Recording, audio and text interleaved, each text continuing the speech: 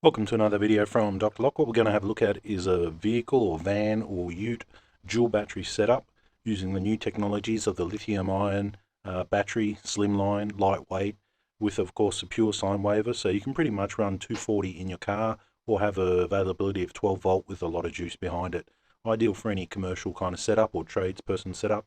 We use it in our locksmith van, so it was pretty cool. I thought we'd have a look and show you what it looks like, a brand new setup using the latest technology. 2000 pure sine watt inverter down to DC charger, fuses, battery indicator, switches, outlets, main intake with fuses, AC, so main power charging, which can charge the system. But this is the battery, 150 amps and about what, 50 mil by about 450 long. Here's the prices. Pure sine wave inverter. So that model there is $1,000. That's not bad. Charger looks at a 25 amp, 15 amp, $100. And the battery. Okay, lipo iron.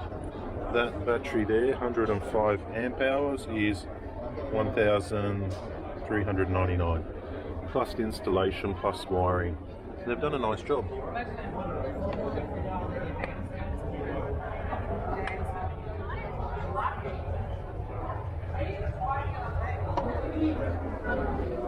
That's pretty cool. Okay, for all the people who that went straight over their head and they can't identify what they're actually looking at, I'll do a more simpler breakdown of what you're looking at and tell you why it's cool. So this is a dual battery system where it allows you to have 240 or 12 volt power on demand. The actual battery itself, they're 105 amps. That's pretty good. I mean, most motorhomes, they run off about 200, 300 amps. That's about it. And that's running a fridge and everything. So 100 amps, I've run a van off, a locksmithing van for many years off 100 amp, and it was enough to run all the machines as much as I needed, and I never really needed more power than that. It never went flat on me. So the pure sine wave inverter up the top, pure sine wave is better than modified sine wave, so that's like plugging into your PowerPoint at home. You've got that pure wave formation, which means it's not going to blow up your PCs, laptops, computerized key machines. So when you're plugging in a $20,000 key machine in the back of your van, it's not going to blow up. You need the right pure sine wave, and that's what that is in that nice package right there. Looks nice. You've got the battery, which is vertical, and as I said before, 50 mil by about 400. It's pretty slim, so it's in a nice metal box pushed up against the side, not taking up any room. Comparing that to a standard size battery or a glass mat battery, which I've got in my van, which weighs 80 kilos and is the same footprint but about 10 times larger. This battery here is taking up virtually no room whatsoever, and it's there, and it's lithium ion, which means I think you get about 1,000 cycles out of it. You'd only probably need to charge it once a week if you're lucky, depending on what you're doing in your car.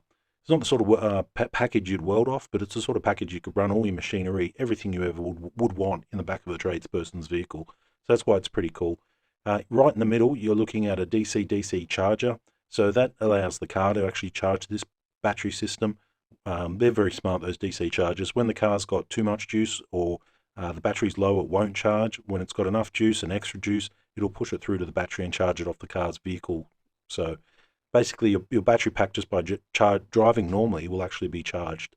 On the side there, I see some Anderson plugs, so I wouldn't be surprised if you've got some inputs, so you could plug in a solar panel on the top or run any other sort of power creation, wind generator or whatever you wanted. There'd be other ways to plug into that. That seems to be a distribution board as well as an input. So that would be where all the power goes in, whether it comes in DC or it comes in a solar panel at 18 or 24 volt. You would plug into that, and then that would then manage it from there. That's why the battery indicator's there, the fuses are on there.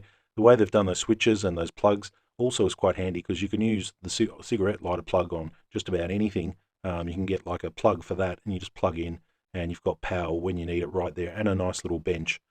On the side here, you've got your AC charger. That's basically, you plug it in at home on your wall, and it will supply power and charge up the system. 15 amp is fairly good. A lot of other chargers are less. You can get bigger, but looking at the size of this whole package, it's actually quite neat and quite small, considering you're not losing any ground space or any coverage room in the back of that ute tray.